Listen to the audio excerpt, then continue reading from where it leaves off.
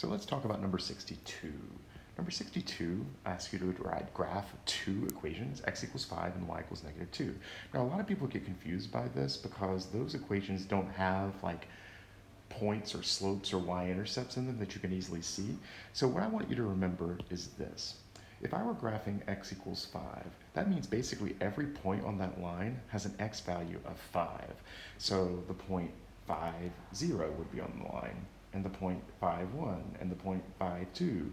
All the x values of the points on that line would be 5. So whenever you have x equals a number, the equation is going to come out as a vertical line.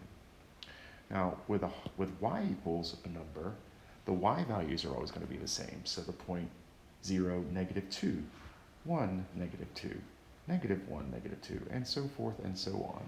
So whenever y is a number, you end up with a horizontal line.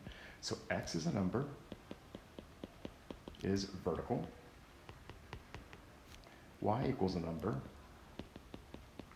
is horizontal.